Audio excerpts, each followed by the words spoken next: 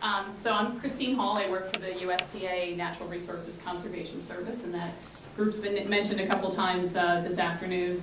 And I have the good fortune of getting to serve as the liaison to a 6-county nonprofit, the North Jersey Resource Conservation and Development Council.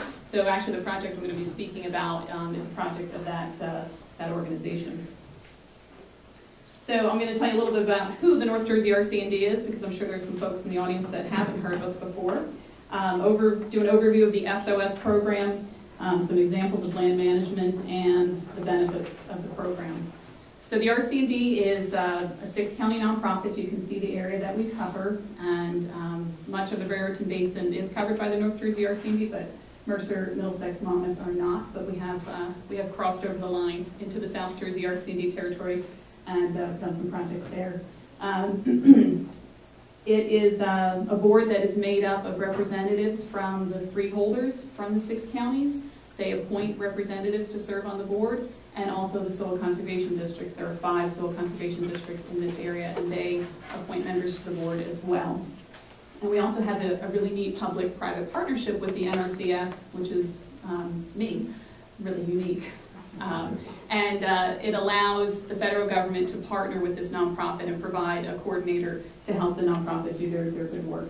And you can see a list on the bottom of some of the projects that the RC&D has been involved with.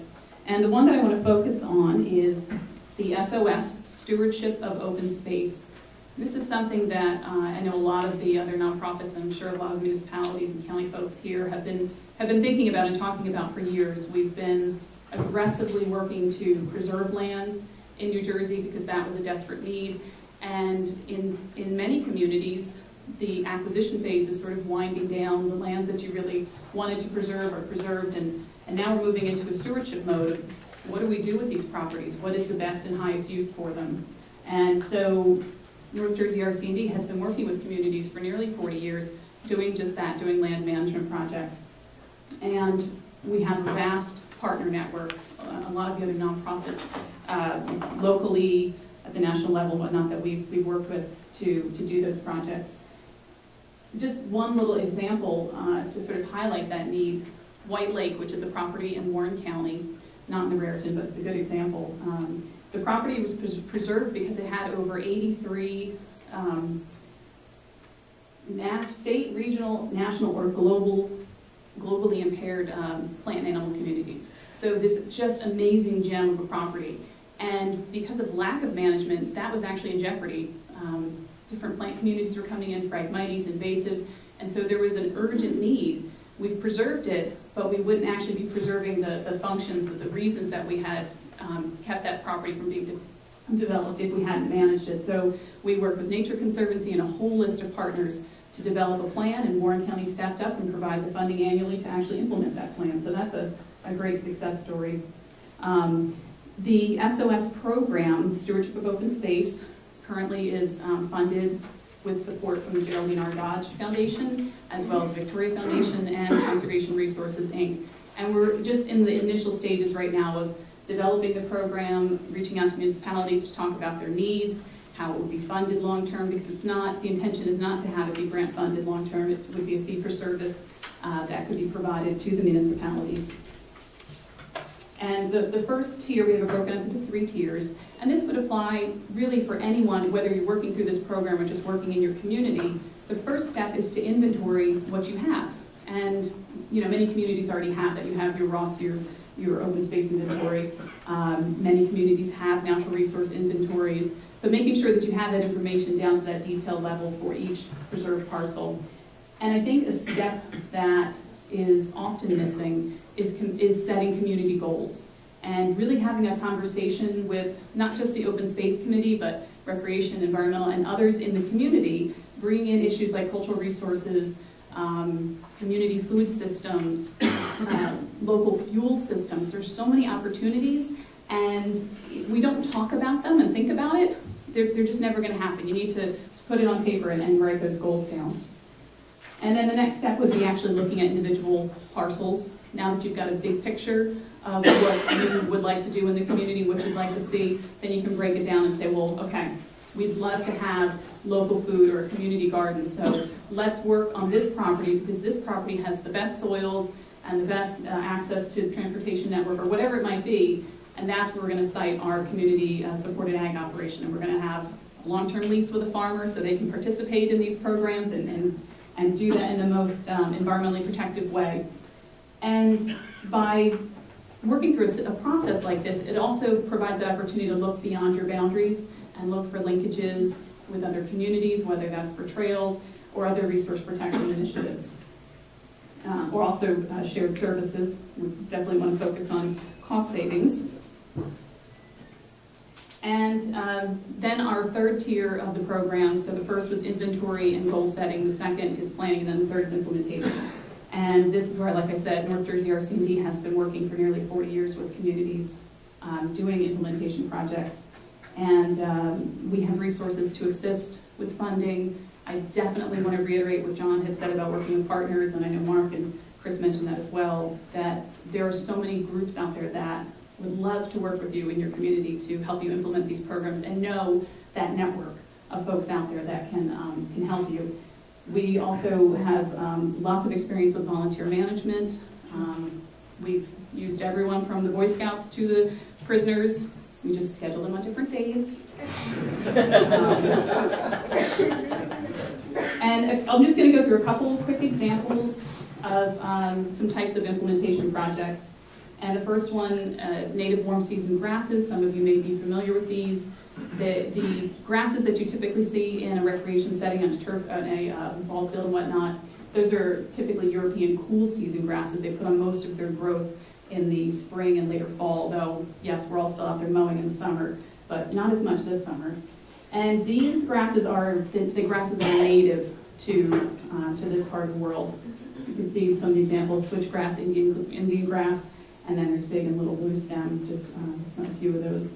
And you could plant those in areas where you don't need, obviously this is not your soccer field grass, but in areas you could cut back your mowing costs and improve water quality because they require very little fertilization, if any, really.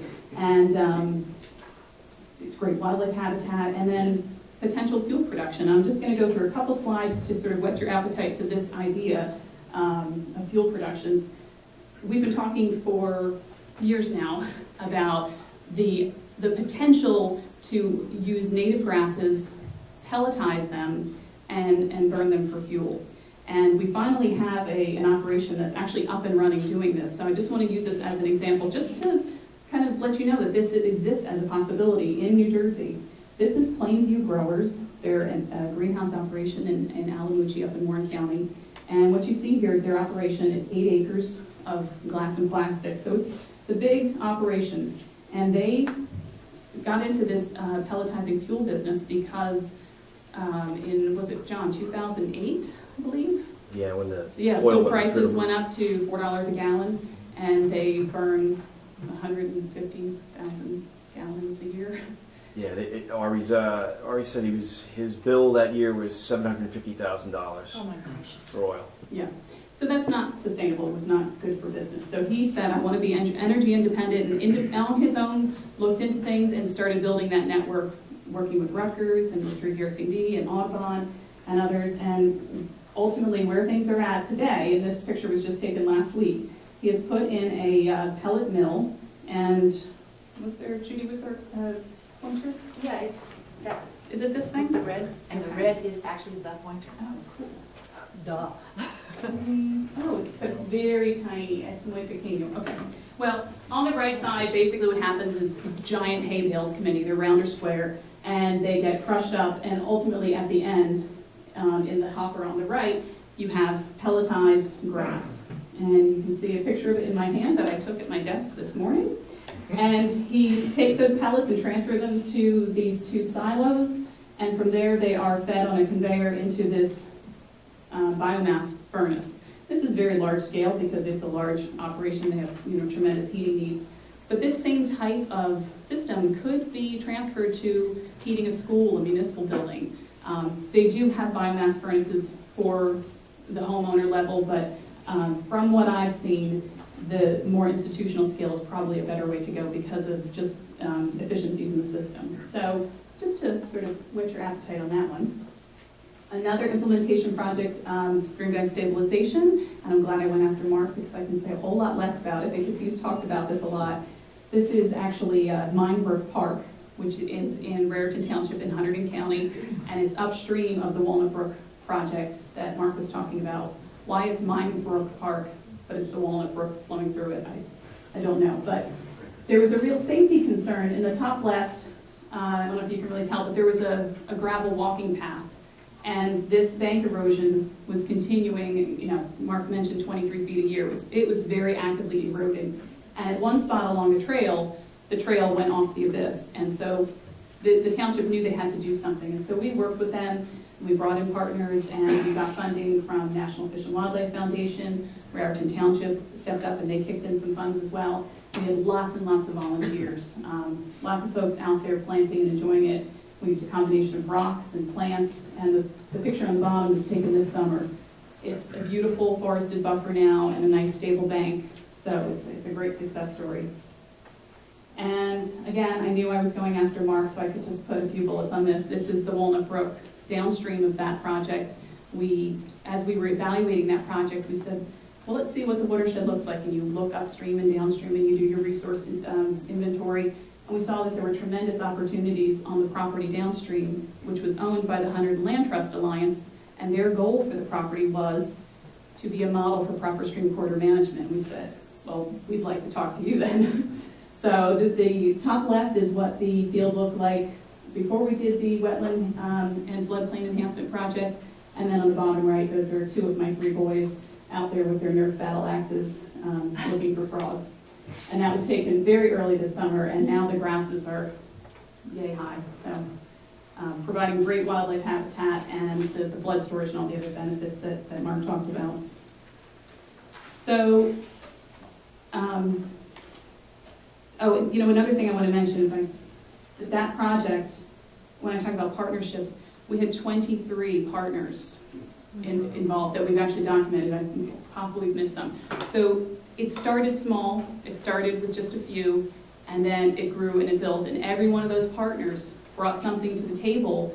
It may have been cash, it may have been volunteer support planting plants, it may have been something that we hadn't even dreamed of that we could do. And so that's, you know, that's the success story in working with tapping into the nonprofits. You can go it alone, but you'll be able to build something that much richer by tapping into the partnership. Okay. Some of the benefits of open space management and working through a process like what we're proposing with the Stewardship of Open Space program. Clearly the environmental benefits, I think we all can, you know, probably rattle off a bunch of those that you can see a few listed here. The community benefits is a big part of it, the quality of life, and taking this holistic approach to looking at your open space resources. Access to things like fresh local food. If that's something that you value, you need to plan for that, and you need to decide where, you know, private sector could take care of it, but maybe the municipality can be a catalyst to that, and dedicating and saying, yes, this is a parcel we're going to dedicate to this, and do the things that you need to make that attractive to a farmer to run a business like that. And it also reduces your maintenance costs because you're not having to mow that, they're taking care of it for you. And cost savings, you have access to grant and other funding sources. Like I mentioned, the potential to grow your own fuel. A lot of these projects would help you work towards becoming Sustainable New Jersey certified, and with that comes access to certain funding sources, and also protection of infrastructure. That was something I believe Mark mentioned, you know, that when you have bank instability, you run the risk of your infrastructure downstream, bridges and footpaths and whatnot being damaged. So let's see. In closing, my contact information is on the sheet, as Judy mentioned, and also if you're interested in more information specific to the Stewardship of Open Space program, we have brochures out on the table where the New Jersey Water Supply Authority has their display. So it looks like this. Feel free to grab one or email sos@northjerseyrcd.org. And like Chris said, we're not free, but we're cheap.